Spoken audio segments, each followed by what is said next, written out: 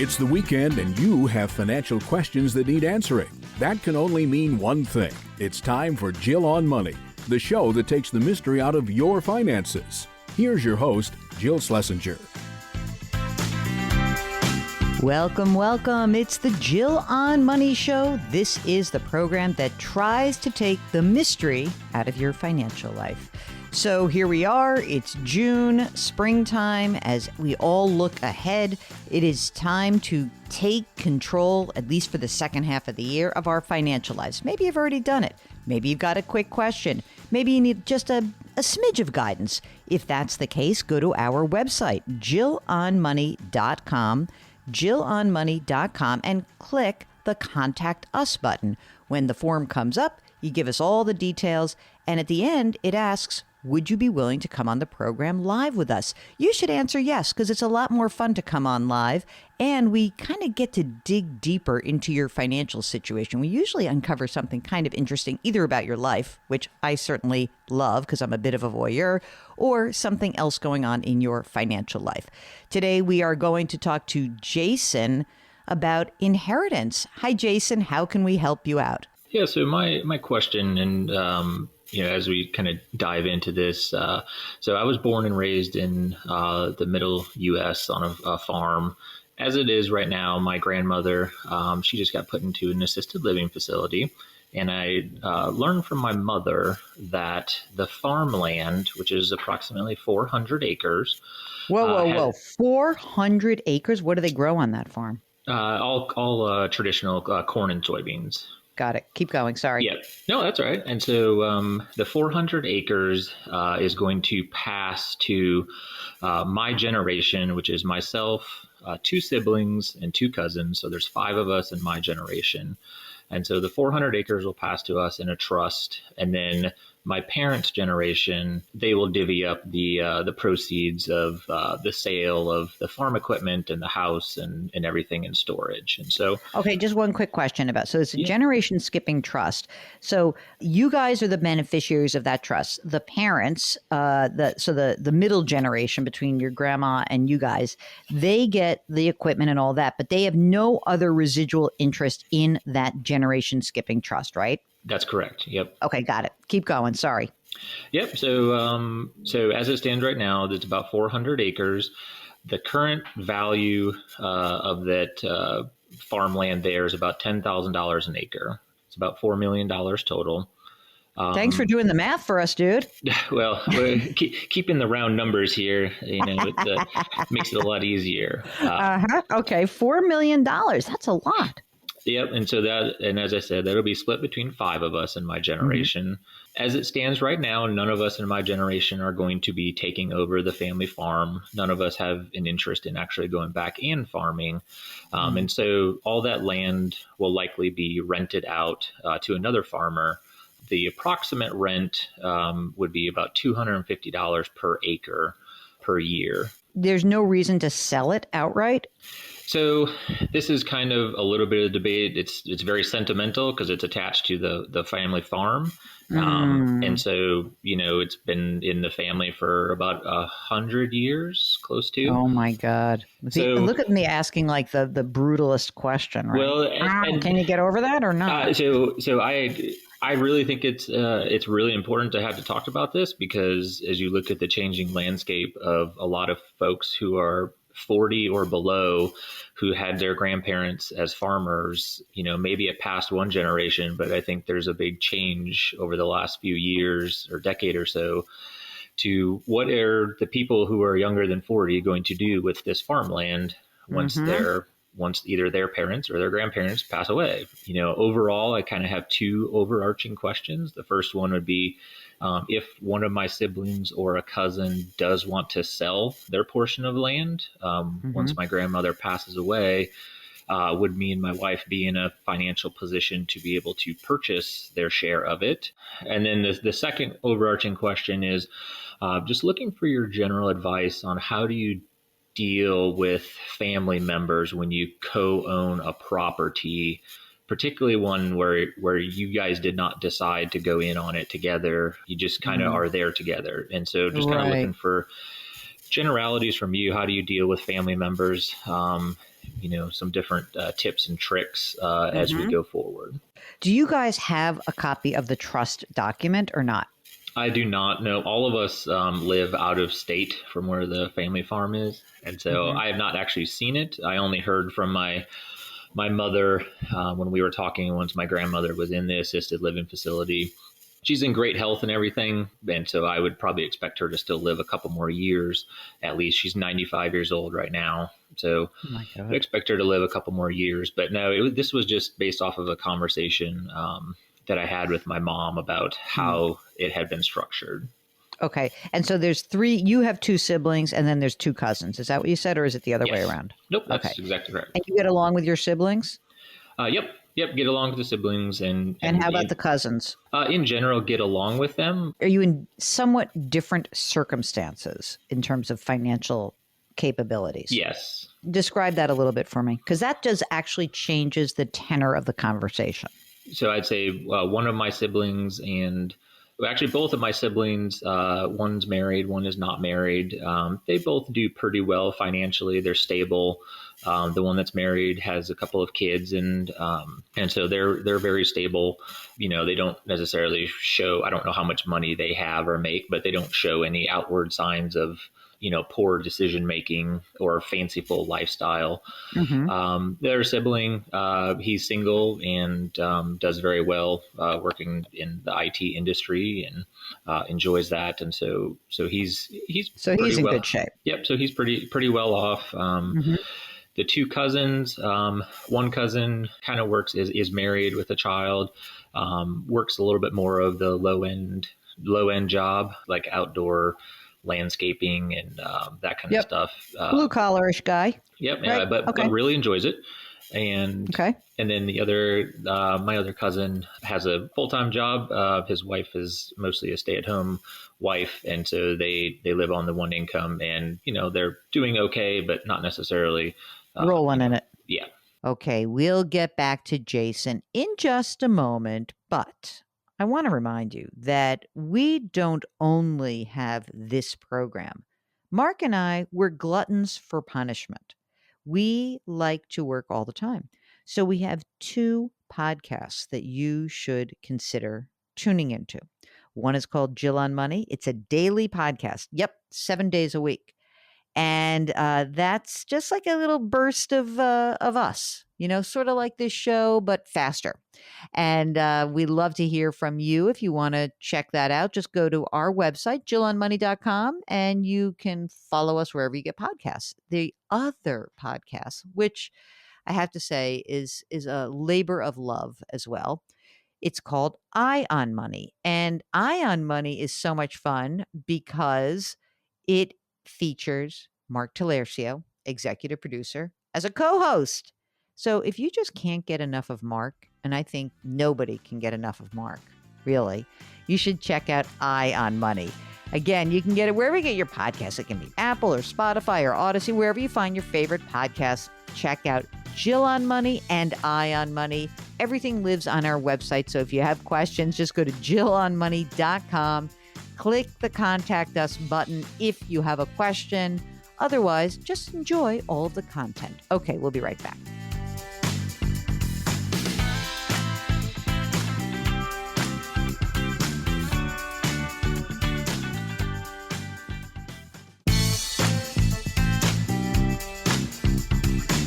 Back to Jill on Money, where Jill Schlesinger helps you take the mystery out of your finances.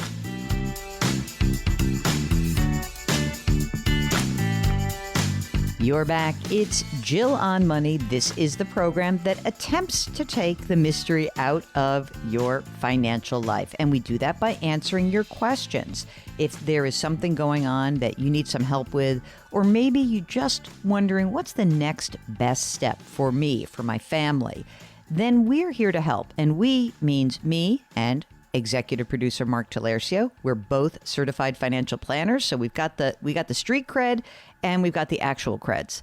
So give us a holler. Just go to JillOnMoney.com, click the Contact Us button. Now, before the break, we were talking to Jason, who is about to inherit some farmland with other family members. And, when we talk through this situation, you'll hear us go deeper. And that is one of the main reasons we really love to have you guys join us on the program, because we tend to ask more questions, peel back that onion a little bit. So let us peel back your onion. Just go to the website, JillOnMoney.com, click the Contact Us button, and say you'll come on the air. Let's get back to Jason. And you said you're married. Do you have kids? We do. We have 3 kids under the age of 8 years old. How much do you guys make together? So right now we make approximately $175,000. I actually just last year left my full-time position. So I'm mostly a stay-at-home dad at this point. My wife makes about $145,000 a year. Mm-hmm. And then I am in the National Guard. So I still have 1 more year. I'll retire from the National Guard next year. And so I make about $20,000 a year doing my National Guard duties. Mm-hmm. And then we have about $10,000 that we sometimes pull from our taxable investments. How much do you have in taxable investments right now? In taxable investments, we have about $165,000. How about in retirement? So we have in our Roth accounts, we have $25,000.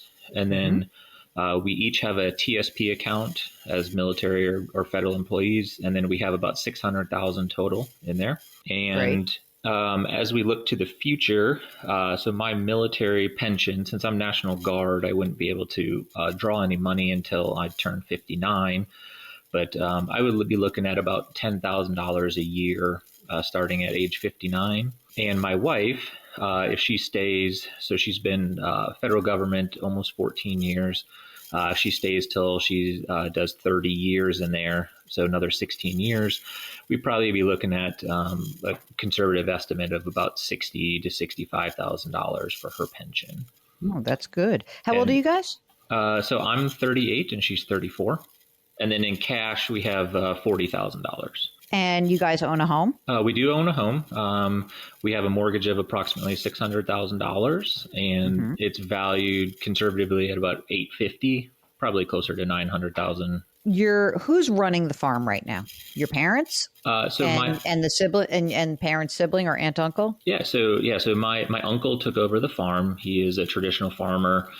He took over the farm and has been farming it since my grandfather passed away about 10 years ago. He is going to be quitting farming in about 2 years. He's going to give it 2 more years, and then he will probably just live in the house until my grandmother passes away, and then he'll want to live. And my guess is he'll move to be closer to his son and family. Does he have a wife, or is the wife passed away? Yep, he does have a wife. Okay.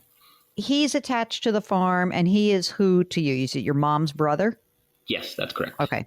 So obviously, it wouldn't be as if you could I'm just sort of imagining that like that generation, your uncle and your mom are attached to this, their mom's still alive. They don't see it like in the sort of brutalist, it is an asset. Is it working well for us or not? Right. And so okay. So now here's a question I have for you on this $4 million property. Is there a mortgage that's outstanding on it or not? No, it's all paid for. Free and clear. Yep. Obviously, if you could get $250 an acre, which I think is $100,000 a year about ish, right? Then you'd split that 5 ways, right? That's correct. Yep. I just want you to think about this for a second with me. In your life, it's sort of like, oh, it's nice, but it's not. That would not be life changing for you, right? I mean, you would be getting $20,000 a year, very nice, but it wouldn't make something big or change your life in any meaningful way, right? Yeah, that's fair correct. enough. Yep. Okay. It may be, that $20,000 a year for, your sibling who's married with kids, like $20,000 a year might be like, hey, that's awesome because that puts money into my kid's 529 plan, or your cousin with a kid. That could be helpful, but it's not a game changer. However, $800,000 a year is meaningful and a life changer for many of the people involved in this, I think. Don't you? Yep.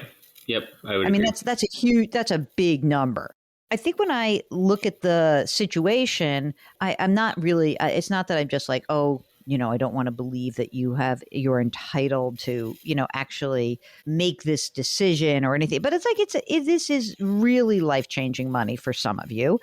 I think you should treat it as such because there is an honoring of what this generation has created for you, your grandma's generation, and also your uncle.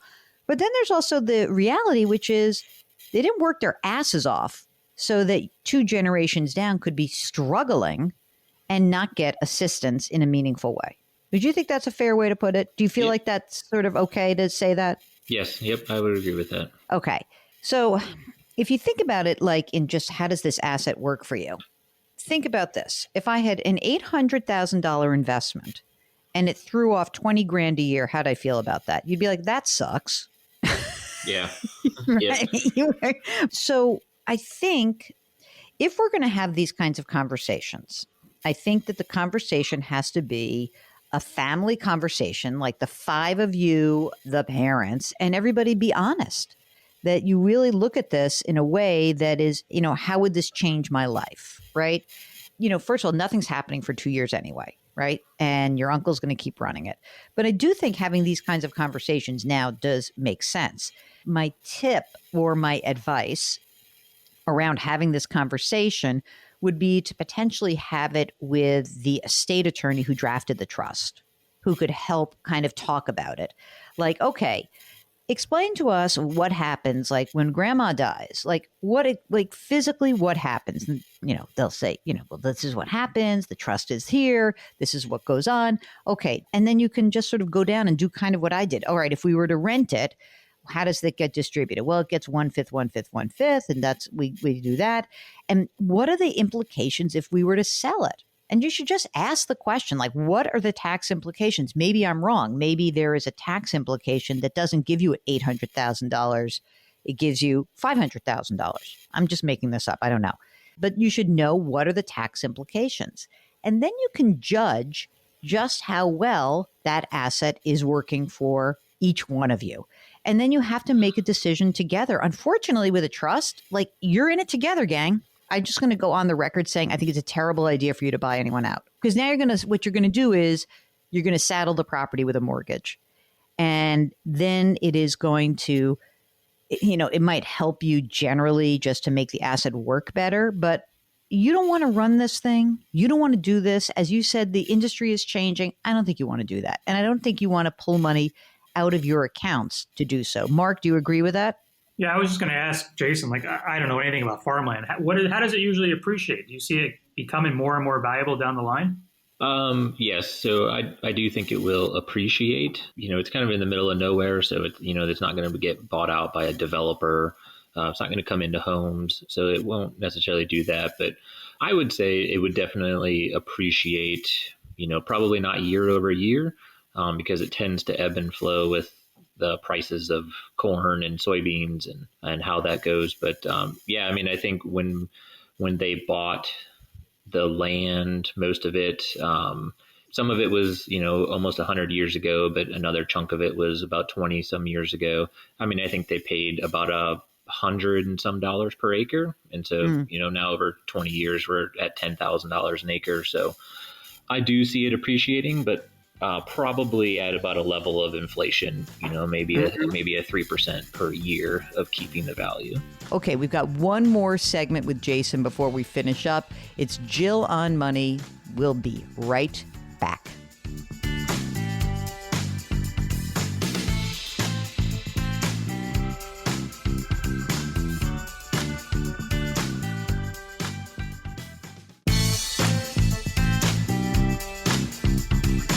.401ks, IRAs, refinancing, she covers it all. Back to Jill on Money with Jill Schlesinger.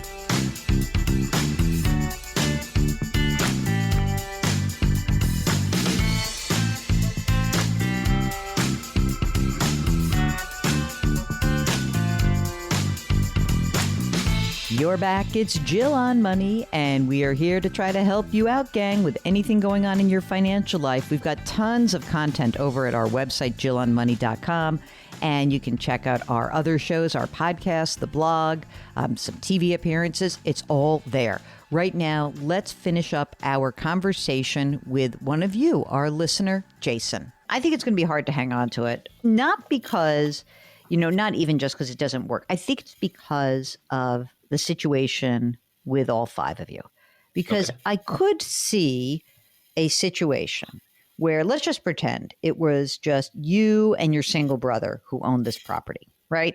Yep. And it's just the two of you.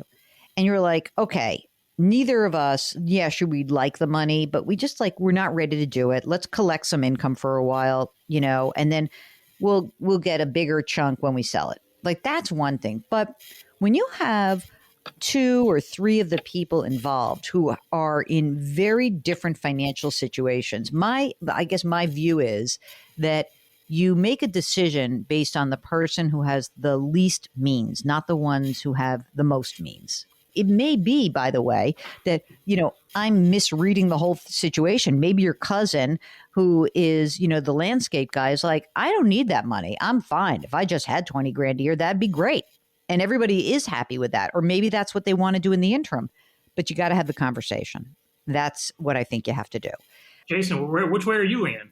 He wants to keep this property forever and buy everyone out and be like, gentleman farmer owner from out of state, right? That is actually exactly right. I don't know how you do that, but yes, you are correct. I know. But I could smell that a mile away. So then if we do, say, we did decide then to sell the property, and several years from now, everybody kind of came to an agreement that we were going to sell it. So how do we handle, right, a chunk of change of $800,000 to us? If we did decide to do that, once everything clears and we have that, what should we do with that? If this happened right now, here's what I would ask. Do you have 529 accounts for your kids? No, we do not. Let's just pretend it happened this second. You and your wife sit down and you say, okay, what's our game plan? Your wife is going to stick around and stay in her job because I am not giving up that 60 grand a year. There's no way. So she's got to work for 14 more years. Sorry. But she's young, right? You said she was 34, right? Yep, that's correct. Yeah. Okay. So all she has to do is kind of make it to 50. Oh, by the way, with your military pension or her government pension, will you get health care also? Yes. Great. So you get that, and that's great. And so what I would say is that, that the operating game plan would be that happens, right?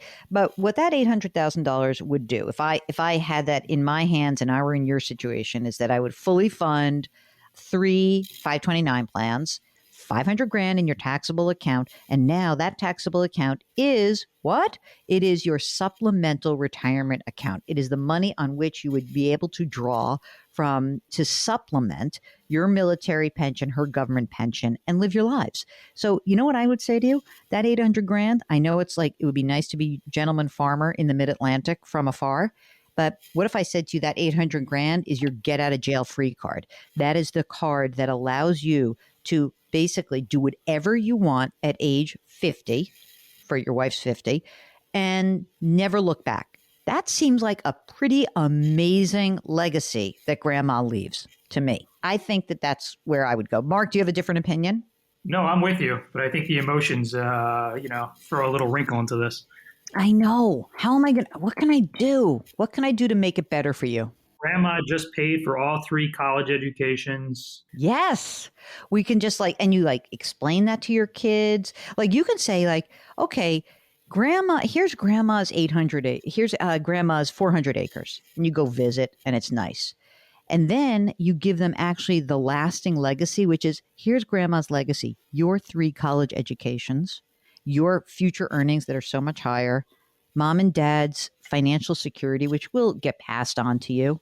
It's actually a great way to think of it. I had not thought of it that way. And I do like that of, kind of that security in the taxable account of knowing once my wife turns 50 and, we can do sort of whatever we want to. The big hang up, I think, is what Mark said, which is the emotional part. And if my parents and our cousin's parents are all still alive, navigating the emotions of if the kids did decide to sell, even if we all decided to sell that, what do the three that grew up on the farm, who put in the hard work, what do they think of, a year after grandma dies, all the kids sell it, take the money, and, there is no more farm. So, but you have to sell it. Like, I want to be in on that conversation. You're not selling it.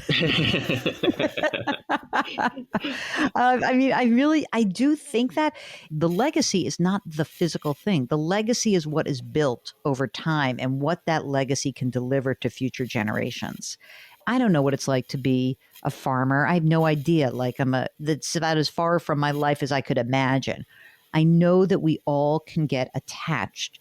If you can change the way you all think about this in terms of what is the lasting legacy of what previous generations have done, I think that's kind of the beauty of where you are right now. I think that's the transition I would hope to make for you guys. Yeah, I appreciate that a lot. Yep, it's a different way of looking at it, and it definitely brings some value to what it would look like if we did sell it, and how that could change, my generation, but also our kids' generation as well. You are in very good financial shape yourselves, so I wish you the best of luck. Keep in touch. Let us know how it goes. Maybe you're just going to play this episode. First, play it for your wife and see how she reacts to it. And then maybe play it for the single brother and see how he reacts to it. And then let's go like maybe one by one. You can just say like, I've been thinking about this. Just start with your own siblings. Let's not go with the cousins yet because I'm not sure. I don't want to go crazy yet. And tell me what you think, okay? Okay. All right. We'll do. Well, thank you very much. Okay. When we return, more of your wonderful questions, really smart questions also. When you're on our website, JillOnMoney.com, don't forget to check out our two other programs, Jill on Money, the podcast, and I on Money, the other podcast. They're both right there. You can click on them and subscribe. Okay. We will be right back.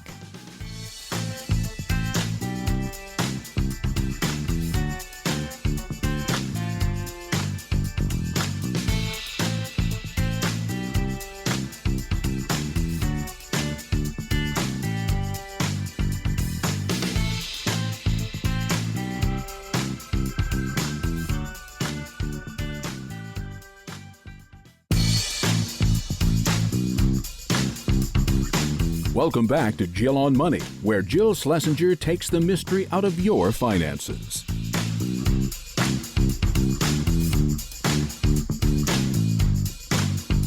You're back. It's Jill on Money. I can't believe it, but we're doing some family planning with Michael in Pennsylvania. So tell us how we can help you out today.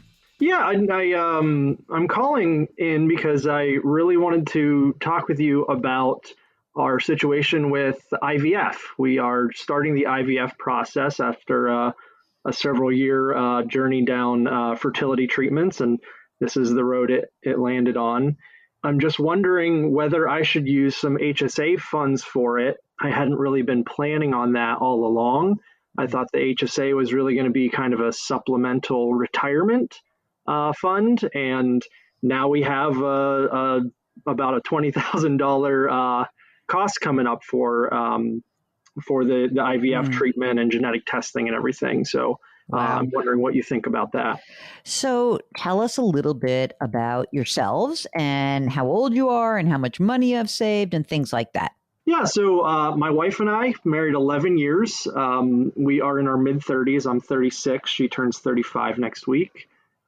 We have pretty high-earning jobs, and not having any children, it's let us accumulate some wealth. So we're pretty blessed in that. How much do you earn? Together, we earn, our last AGI came in around 300. Are you both making retirement plan contributions on that 300? We are both maxing out our Roth 401ks. My employer has a match of 7%. Hers does not have any match. 7%? Yeah, wow. Really, really nice. Ooh, that's good. Okay, so you're putting money into those Roths, and how much money is in the retirement savings so far? We have about 240 in mine, and hers is at about 140. And then I also have a deferred comp plan with this employer I've been at for the last 2 years that I have a 56K in. Okay, that's great. How much is in the HSA right now? Between our two HSAs, we have about 17,000. Okay, and are you maxing out your contributions into the HSAs right now? We both are, yes. Okay. We are switching insurance. We were on separate. I'm joining hers, so I need to make sure I notice when they let us change the contributions to make sure we continue maxing it out. Right. Do you guys have an emergency reserve fund, just some cash that's floating around? Yeah, our emergency fund right now it's probably covering us in the 6 to 9 month window, and we are contributing 1,000 a month to that to hopefully get us to the 12 month. And what about non-retirement savings, like a brokerage account, a little kitty of fun meme stocks, or whatever it is you want to do with it? But what else do you have? Yeah, so I started listening to you back when Betterment was your sponsor, and so I've been using Betterment for quite a while, and we have 200,000 in Betterment that Wow. we split between our emergency fund, a small amount for retirement, and then one for we've done some real estate investing, so that's kind of where we store our shorter term investments that we might purchase another property with. Oh, hold on a second. Let's hear about this. So tell us about your primary residence first. We have a beautiful home in a city, single family home, but they're all real close to each other. And we also own the little house next door to us, as well as another one in the neighborhood. So we rent out on an annual lease basis next door, and then across the neighborhood we do shorter term rentals through Airbnb and other things like that. How much is your primary residence worth, would you guess? Houses are selling on our street for over 500, so we could probably get 550. And what's the outstanding mortgage on the primary? We owe 277. What's the interest rate? We just refinanced. I got it to 2.75. House next door, what would you say that's worth? That one's probably closer to 200. It's a little funky. It's older. Hasn't been touched up as much as ours has. So, And is there a mortgage outstanding on that?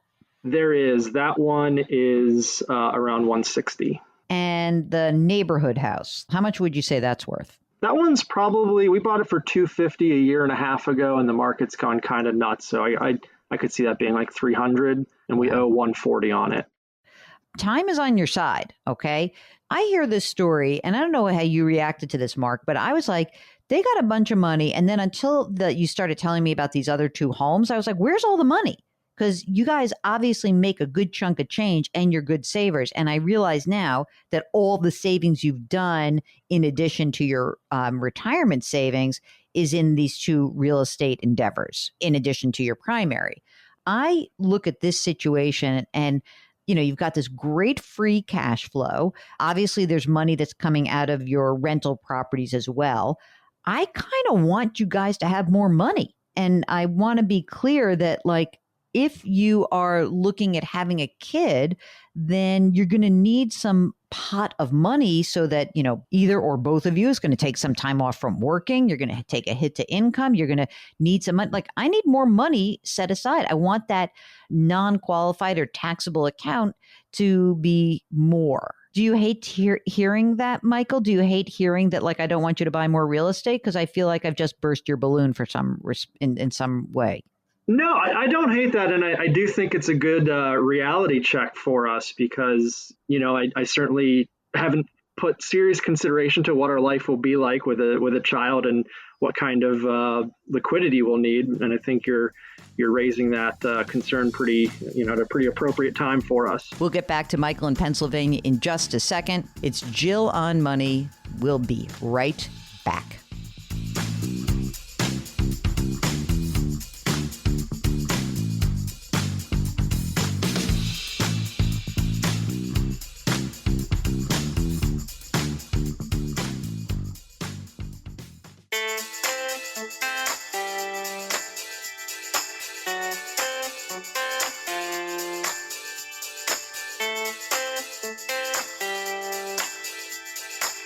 You're back. It's Jill on Money. And before we finish the hour, let's get back to Michael in Pennsylvania. We do have a little bit of cash sitting in some money market and probably have more sitting in my checking account than I really should at this point. But then use that to pay. Then use that. Use that for the IVF for sure.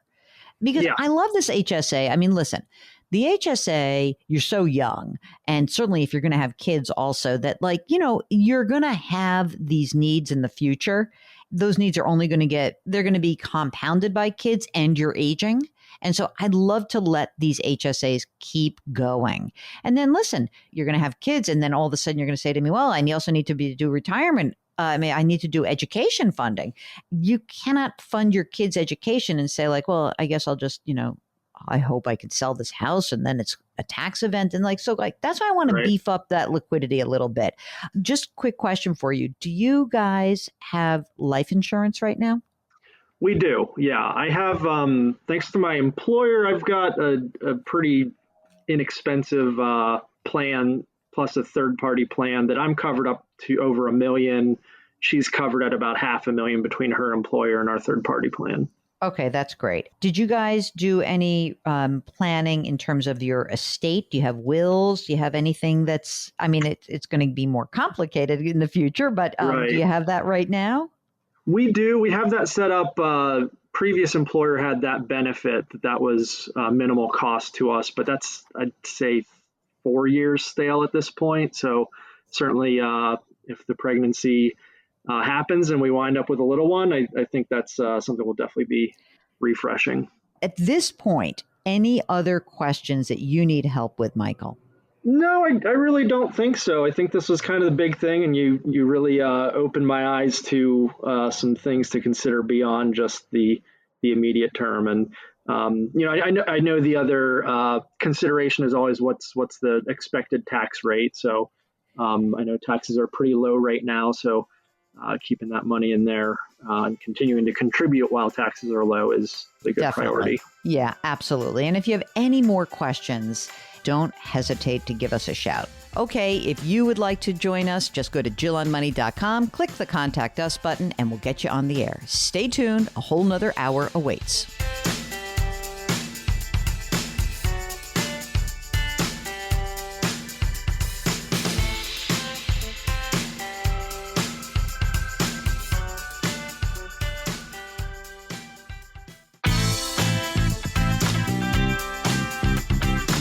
It's the weekend, and that can only mean one thing. You're listening to Jill on Money, the show that takes the mystery out of your finances.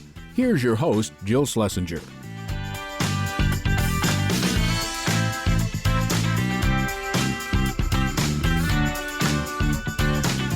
You're back. It's hour number 2 of Jill on Money. This is the show that takes the mystery out of your financial life. And today, I think it's all about you. We don't have a guest this hour. Often we'll have a guest in our second hour. But today, it's just about answering your questions. If you've got a financial question, just go to our website, JillOnMoney.com, JillOnMoney.com, and click the Contact Us button. And when you complete the form, give us lots of information, especially if you're shy and you don't want to join us on the air. If you are willing to join us on the air, then you can go a little bit lighter, but know that I'm going to ask you a lot of nosy questions because that's what we do. We have to figure out what's going on in your financial life in order to help you out. All right. So we start the hour with Stephanie in Florida. Tell us what's on your mind and how we can help you out. So we are a single income military family, and my husband is reaching the point where he needs to promote in order to stay in the military. Mm-hmm. And so he has one more opportunity next year, and we feel really good about it, but I'm the worrier, and we are expecting our first child, so that has just kind of ratcheted up the worry. So I just kind of want to make sure that we are prepared for the worst. That's smart. Yeah, that is smart. Hoping for the best. Tell me about, first of all, how old are you guys? So I'm in my early 30s, and he's in his mid-30s. I like that you wouldn't put a number on it. Mid, early, whatever. All right, 35 and 32, I'm going to say. Okay, now, how much does he earn? The civilian equivalent, because the military has like some tax-free benefits. The civilian equivalent would be like $105,000. Tell me more. Tell me what else is going on. Currently max out his TSP and then my Roth IRA. So we max that out every year. And then he's got student loans that we're currently we're working towards loan forgiveness for. Oh, good. Yes. Yeah. So that is definitely, if it's the military or whatever the next endeavor is, we are definitely going to be working towards that loan forgiveness. And thankfully, it's just him with student loans. I don't have any. We do have a car loan. I feel like it's a pretty good one.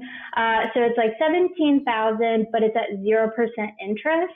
Oh, that's good. That's very good. I love 0%. I just wanted, before you skip over the student loans, what's the outstanding balance? Even though I hear you that it's probably going to be forgiven, but what's the outstanding balance? So it's it's like 100,000. Holy smokes. That's a real number. Little bit of private school, little bit of public. So okay. All right. So how long before the loan gets forgiven? 3.5 years. Okay, got it. Okay, and the car loan is at 0%. As you said, but like this 105,000 includes like a housing allowance. Is that right? Yes. Yeah. And tell me more about that. How does that work? So he has base pay, and then there's a housing allowance just based off of wherever we are. So it changes whenever we move. And how much is that housing allowance? I mean, I guess I'm just trying to figure out that if for some reason, it goes away, what do we have to replace for your housing costs? 27,000 is like the housing. Okay. Can you use that any way you want? Yes. And how have you chosen to use it? Do you rent? Do you own? What do you have? So we rent. And buying has never really been on our radar, so we just kind of like throw pennies at a down payment fund. But it hasn't been a priority at all. So. Okay. What's your rent right now? It is $1,600.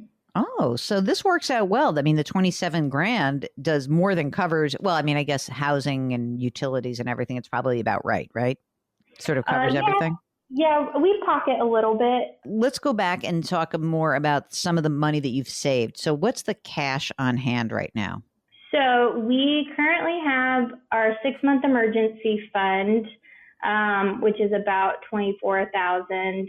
And then because we know just the nature of his job, no matter what, we will be moving. We just kind of always keep $5,000 in a moving fund.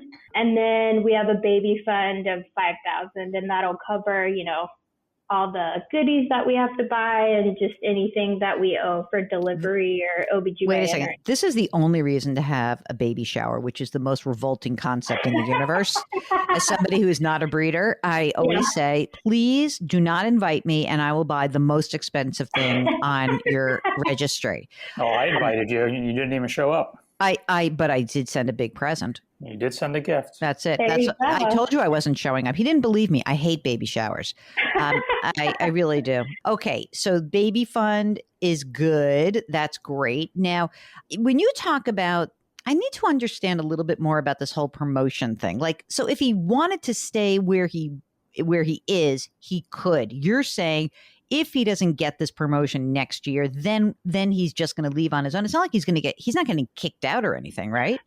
So the way that the military works is you have a certain amount of time to make the next rank.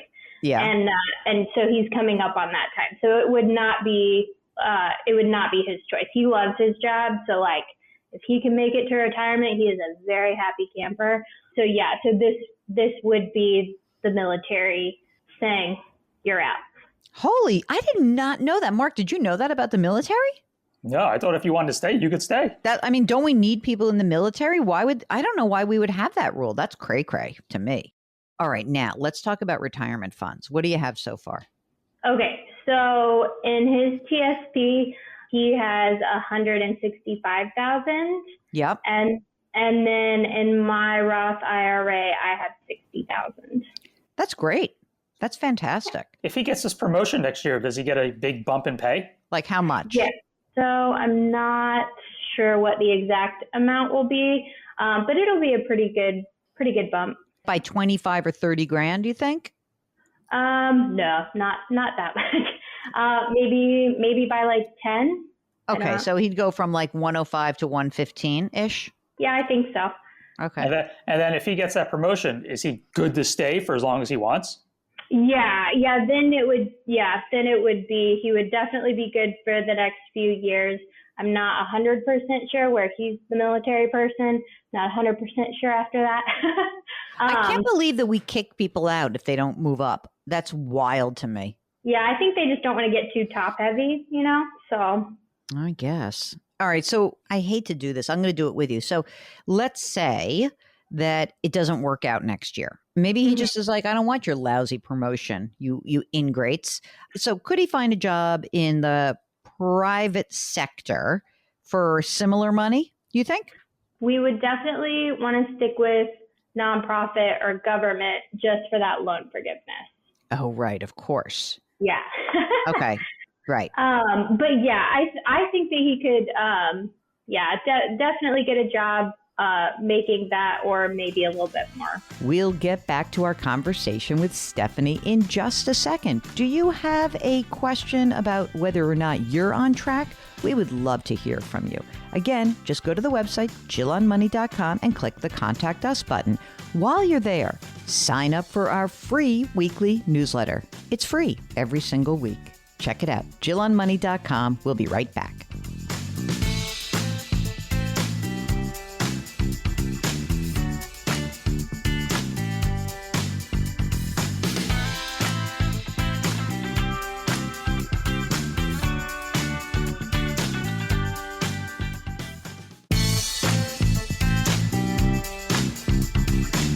Back to Jill on Money, where Jill Schlesinger helps you take the mystery out of your finances.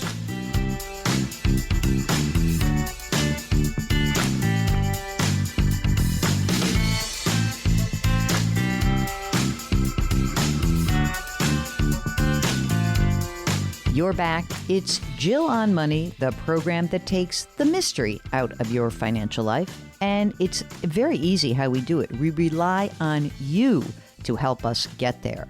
How do you help? Well, you go to the website, JillOnMoney.com, and you click on the Contact Us button and you ask your question. And the reason why we rely on you is that I just don't want to talk by myself all the time. It's much better when you prompt us as to what is important to you. And by the way, it gives me a lot of really good information when I appear on television because I know what's important to you. You tell us. And that's so valuable. We really do appreciate it. And when I say we, I mean me and executive producer Mark Talercio, the best executive producer in the world. We are both certified financial planners, and we are not because we want to sell a bunch of stuff. I used to do that for a living a long time ago, but not anymore. We have that certification because we want to help you out. And today we are helping out Stephanie from Florida. If you missed any part of this, you can go back after the fact and listen to the program on the website. So let's continue chatting with Stephanie. You said that you had a teeny tiny bit in a house fund. Where is that? Is that part of your 6-month reserve, or is there some other fund that's floating around? No, so I actually wrote in and got some advice from you. So we have about $10,000 in a brokerage account since our time horizon was so long, like so far in the future. So it's in a brokerage account, but that was going to be one of my questions of should we move it to something safer, or should we just kind of like wait and see, how things play out? All right. I'll start with this. So do we have all the assets accounted for? 165 in the thrift saving, the Roth at 60, 24 in a 6-month emergency fund, $5,000 in the moving fund, $5,000 in the baby fund, and $10,000 in a brokerage account. Is that everything that we need to know about? Yes. Okay. Mark, let's talk about how do we want to solve this problem? It's sort of like there's like a 1-year plan until we find out about the promotion. And then there's a 3.5-year plan. Which is when loan forgiveness occurs. And there's the baby that's coming next year. So there's a lot of like big expenses coming. Although, Mark, you've said that actually the baby costs in the first year are not terrible, right? That's just my opinion. At first, it's not a huge expense. I think once the baby's full on mobile and maybe you need some childcare help, that's when the expenses start adding up. So what do you think we should do with that the $10,000 in the brokerage account? Should we just leave it in cash until we find out about the next steps? I don't even know if I would leave it in cash. I don't really see a house on the horizon anytime in the near future until they figure out what's what. I think that's a little bit ways down the road. Yeah, but I guess, okay, so I was, of course, I got ahead of myself. So I agree. I don't think you should worry about a house right now. But what I do think is, should we take that 10,000 mark and just put it in sort of the moving / baby / emergency? Should it stay in cash until we know about the promotion? I don't know. I don't really think so. You think first of all, you're very upbeat today. I don't know who I'm talking to. Because they've got the baby fund. I think $5,000 is enough for the baby fund. Okay. They've got the move-in fund. They've got the emergency reserve. So I think I'm okay with it staying as the brokerage account. All right. So then what do you want to do? You want to invest it? Oh, wait a second. One other question. The thrift savings plan for your husband, is that a Roth or is that a traditional? It's a Roth. Okay, great. And how much is he contributing when you said maxing out at like $19,500? Yes. All right. Then I guess where's the brokerage account held? So it's at Betterment, but I've been contemplating moving it to Vanguard just because Betterment's got me in like 10 different funds for my IRA and 11 different funds for this brokerage account. And that seems like a lot. Yeah, I hear you. I mean, it's not that it costs more, but yeah, I mean, I agree. Vanguard's fine. It's a great solution. It's elegant. And, you can just pick the Vanguard S&P 500 or extended stock market, a bond fund, an international fund, maybe one little small cap inside of the Roth and call it a day. I think that's fine. I think it's okay to invest the brokerage account money also, unless if you feel really insecure about the next year, or if you're, for some reason, like your husband gets a bad vibe, like, sometimes a boss can be like, dude, you're not getting this. So like, get ready. If he got that kind of vibe, then I would be like, no, we got to keep it in cash just in case. But if you really feel pretty, and he knows, I mean, I feel like most people, even if it didn't happen this year, if they said, look, it's next year, don't worry, then I think that I could trust that also. But if there's any reason that you come to believe like not happening, then I would keep a little more cash on hand. I just would. Okay. I will say that I was talking to my husband as I was getting all our numbers together, and he just like casually dropped for the very first time that he would get a severance package. So that would end up being about 6 more months of our emergency fund. Oh, that's great. Okay, then you can invest the brokerage account. Then that's fine. By the way, I love a casual severance. That should give you a lot of security, Stephanie. And just out of curiosity, I mean, if you were, let's just, God forbid, you've lived all over the country, right? And if for some reason you didn't get the promotion, would you go like maybe closer to family, or would you go to a specific place? Would you stay in Florida? Where do you think you'd end up? That is just such a hard question because we've really enjoyed moving around. So we haven't really thought about where we would put down roots since, we're probably going to be aiming for another government job. I feel like DC is an option, definitely. There's family out west. We wouldn't stay in Florida, though. I think that in terms of your questions, we agree with the game plan that you've created. I think your plan B is the severance. If for some reason that isn't enough or something more goes on, we can always blow out the get the brokerage account and get that money. But I think you're doing what you should be doing. You're putting money away. You're rocking and rolling. Let's hope for the best. But if the best does not occur, it seems to me you are in very good shape. I really do think that let's take the house off of your plate right now, even as a remote possibility, and see what happens next. Because what happens next is really going to be instructive. Because if he does get that promotion, and he is going to be, traveling around, you're not going to necessarily even want a house for a while.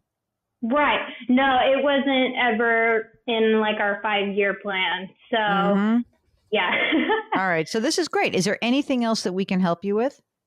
Okay. So any extra money that we have coming in per month, would you just recommend keep throwing that in the emergency fund just to give us like that liquidity? No, I put it in the brokerage account. I'm not worried about your severance. Okay. Yeah, let's do the brokerage account. Let's rock and roll. I think it's great.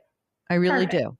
Mark, any other issues that you can see for Stephanie and her husband? You guys have insurance? So we are working on that. It is Oh, I actually did have a question. So since this is our first child and we're not sure if we're going to have more, would you guys recommend a 20 or a 30 year? I would do 20. I did 30 just because it was so cheap. But I mean, Okay. it's true. It depends on like the cost. Are you, and don't you get this through the military? Yes, but that's while he's in. So Is it portable? Can you take that life insurance with you? I'm not sure, but I don't believe so. All right, yeah, go get private insurance. Go see what the cost is between the 20 and the 30. If the 30 is not that expensive, then you can get it. Because he's in the military, doesn't he have to have like a will and a power of attorney and a healthcare proxy? Yeah, so all of that is taken care of. So we're good there. I love that. I love that little heavy-handedness of the military. It's great. It is good. I mean, it's better they do it than I do it, but I'm happy. Wouldn't it be great, Mark? We have so many mandates, and that we could make a new mandate. Not only do you have to be vaccinated, but I am going to start a one-woman campaign to say, in addition to your vaccine, you have to have a will, a power of attorney, and a healthcare proxy. Oh boy, I'd be a real friend of the unions then, huh? All right, Miss Stephanie, we thank you so much for joining us today. Okay, if you're like Stephanie and you want to run your game plan through us, we would love to hear from you. All you need to do is go to the website, JillOnMoney.com, JillOnMoney.com, and there we'll get your note. Okay, we will be right back.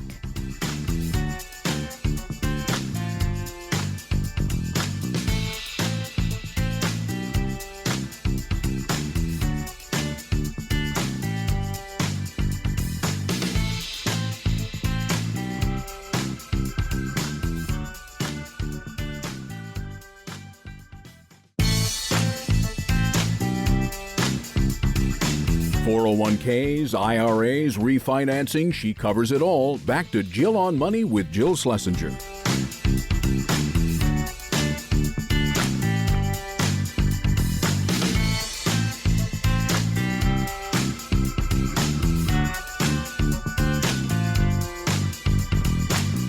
You're back. It's Jill on Money, the show that takes the mystery out of your financial life, or at least attempts to.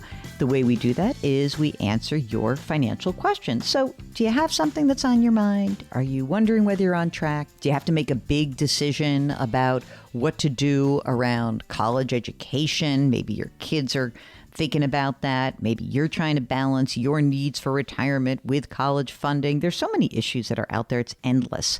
Let us help you. Mark and I would be delighted to have you join us on the program.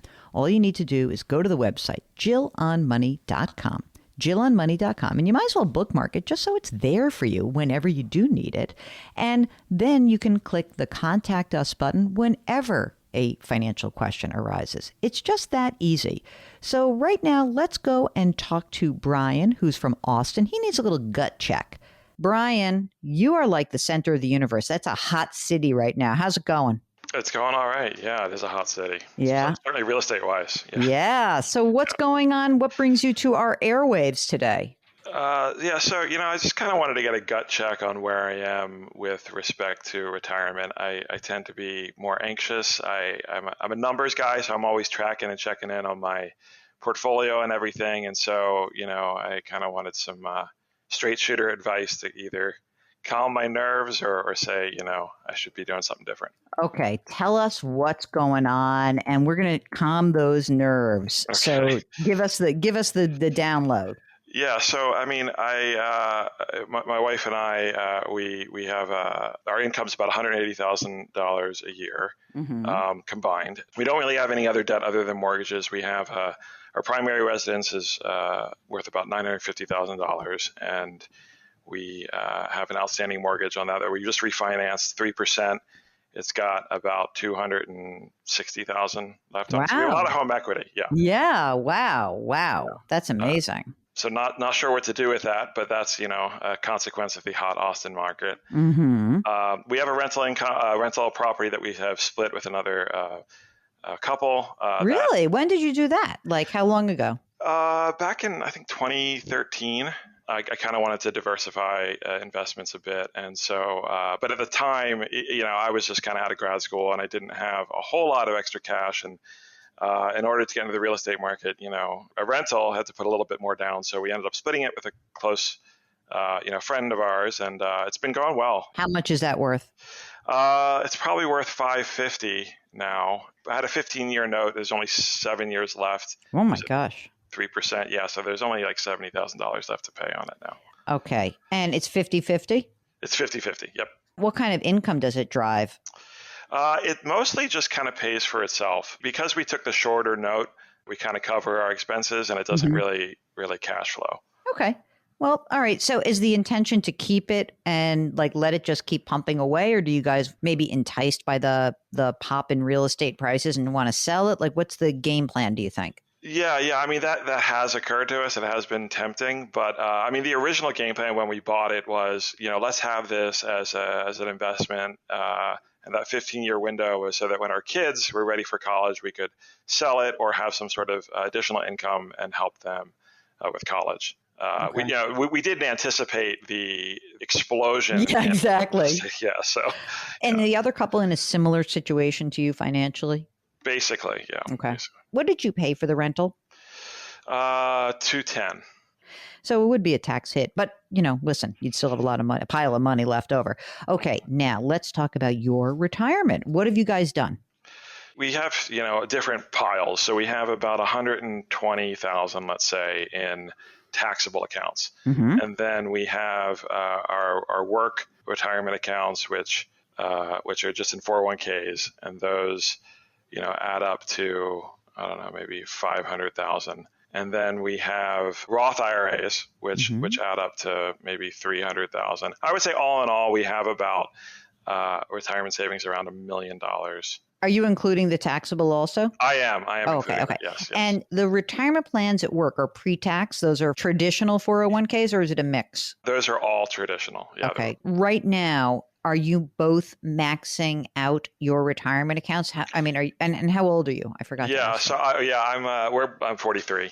Early 40s, maybe pushing mid. Yeah. So, I would say early as long as I could, my man. Yeah, I'll hang on to early. That sounds good. I think, yes, we are maxing out now. So I went to grad school, and I was used to not making much money for a long time in my life. And then I finally got out of grad school and, started working my way up. So we're now at the point where my wife works part-time, but we're at the point where we have enough money that we can easily max out our 401ks, so we both contribute our max amounts there. We max out our Roth contributions. The way I see it is the 401ks bring down our adjusted income, right? So we can sock that away. You wouldn't have to necessarily do it because you own a home, you have deductions, you're basically in the 22% tax bracket, essentially, for most of your money. All right. So I don't know. I think I would, because you live in Texas, there's no state income tax. Right. I would probably switch to Roth. Mark is going to weigh in on this. I know he's going to want to say Roth. No-brainer.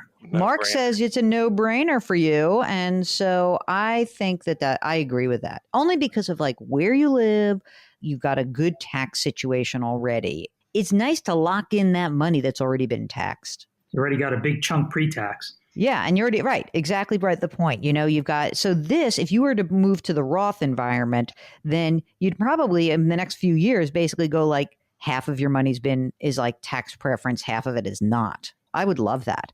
What about an emergency reserve fund? Do you have that? Yeah, so we have about $30,000 between savings and checking. Okay. And you have kids? Yep, two girls, 9 and 7. What are we doing for college? Well, hook 'em horns. Hook 'em horns. Yeah, hook 'em horns. Yes, go UT. Yeah. So, I started 529s when they were born, and just contributing along the way when we had chances. They both have about $50,000. We'll get back to our conversation with Brian in just a second. Do you have a financial question? Do you need a gut check? We're here for you. Just go to JillOnMoney.com and click the Contact Us button. That's it. So easy. Okay, we will be right back.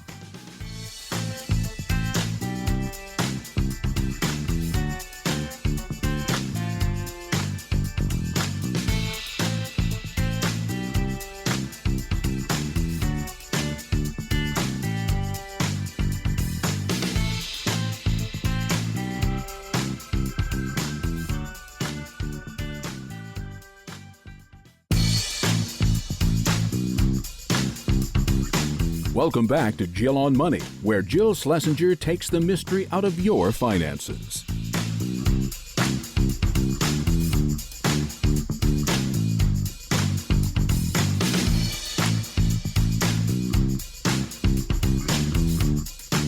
You're back. It's Jill on Money, and let's get back to our conversation with Brian. He's on the line from Austin. We are talking about his game plan. So here we go. Back to Brian. What's the game plan here for you guys? Like, in terms of how do you like what you do? Are you into working really hard till like you drop dead? What's your sort of general game plan when it comes to retirement planning? Yeah, I'd like to stop working as soon as I can. So you're very happy in that. I love it. No, yes, I love it. I love it, and tomorrow's good. Yeah, exactly. No, I mean, I would like to retire. I think at 60. I think we would both like to retire then, and that seems like a reasonable time frame. And so that's kind of our goal. We'd also like to be able to pay for our children's college. It's so hard to predict that with the way the college prices are going up. I know. It's a heavy lift. When you say pay for college, I presume you want to stay in the state system because you have a good state system, or are you saying, oh no, we would like them to go to Baylor? I would love for them to stay in the state. I mean, UT is a great school. Yeah. So, yeah. They'd have to live home. No, I'm just kidding. Well, that they might not want to do that. Exactly. Yeah. What else do I need to know about your financial lives that I'm not taking into account right now? No, I mean, I think you have the big picture. I mean, you have everything. And so now it's like, well, how should we feel? How aggressive should we continue to be? What do we do with that next dollar? And is there anything I should be thinking about to do with that home equity? I mean, we talked about the rental or even my own primary property. Yeah, well, don't pay anything extra on your home equity, right? On your home, your primary home mortgage. Any pension or anything like that? Unfortunately not, no. You're each putting, wait a second, because your wife works part-time. Is she maxing out to $19,500 or is she putting in less? She is. No, we're putting like 50% of her salary away. Yeah, oh, nice. Okay, yeah. So it is. I think that the rental property is ripe to help boost your early retirement. That's what I will tell you. I'm not saying you have to do it tomorrow, but I do think that having that as a liquid asset is going to allow you more flexibility. Again, Mark, I don't think he has to do it this second. He doesn't have to pull the trigger. I hesitate to wait so long. Let's wait until tax rates go up all over the board.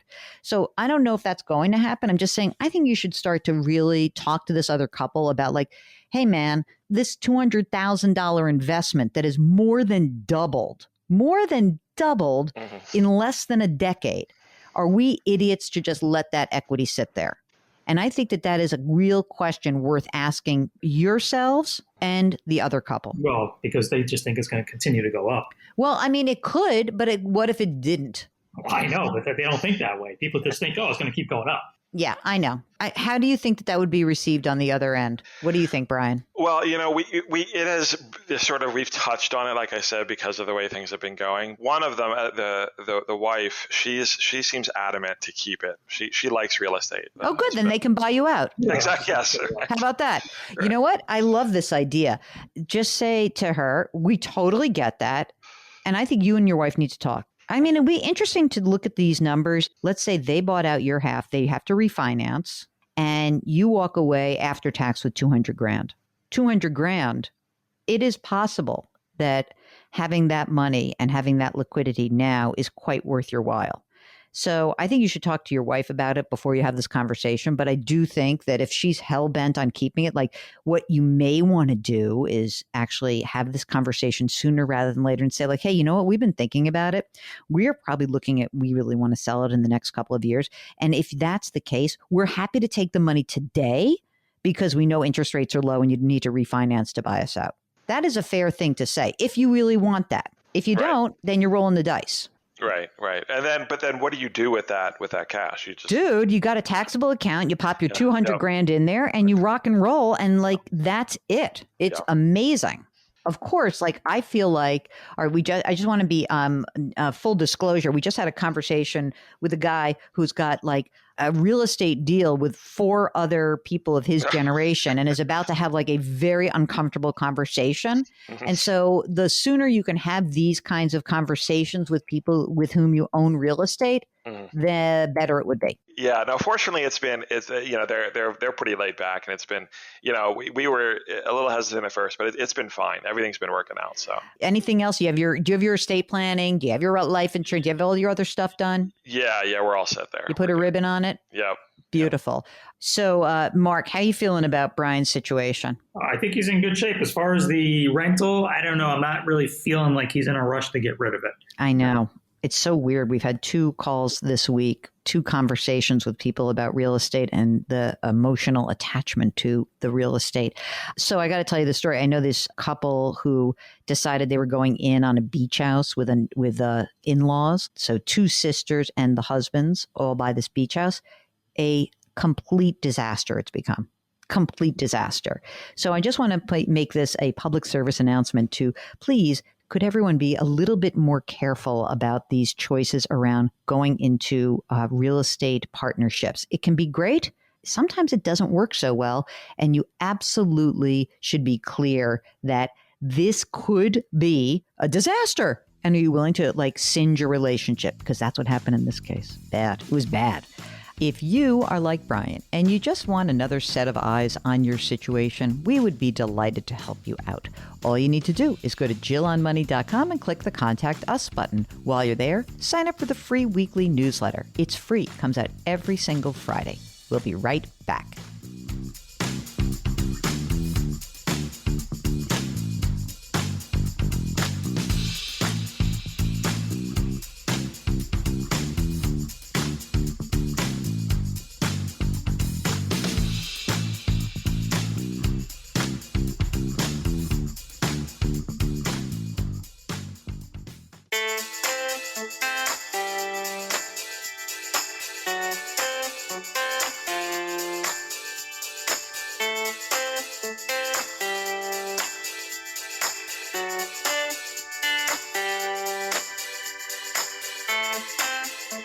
You're back. It's Jill on Money. And before we finish up for the day, let's answer one more of your questions. This one comes from Art, who writes, we have a substantial amount of money in a thrift savings plan and also a 401k. We're in our early 70s. We don't need to depend on our investments for our retirement. Lucky you. Our broker has suggested that we put the money that's in the thrift savings plan and 401k in fixed income annuities to, quote, de-risk our investments. What's your advice or thoughts on this? Do you have any suggestions to lessen our risk? My first suggestion is you basically probably should fire this broker. If you don't need this money and you want to reduce the risk, you can just invest in less risky stuff. I am so anxious when I hear about brokers who are selling these fixed products because, number one, they rarely disclose just how expensive they are. And number two, it makes me think they're probably not fiduciaries, meaning they're salespeople and they sort of cloak a lot of what they're doing in advice. But it's not advice. It's just an individual selling a very expensive product. So if I had my druthers, and I don't know anything about you, Art, or your spouse, my guess is that you absolutely do not need to buy a fixed income annuity. The way to de-risk your investments is simply to change the investments that are inside of the thrift savings plan. Maybe use the fixed account in there, or maybe use some shorter intermediate bonds. But you don't need a product that's going to be really expensive to accomplish what you're trying to do. If you've got follow-up questions around this, please feel free to give us a holler. Okay? All right, gang, that's it. That's the program. If you need our help, just go to JillOnMoney.com, click the Contact Us button. Our music is composed by Joel Goodman. Mark Talercio is our executive producer. Lift someone up today. Thanks for listening, and we'll talk to you next week.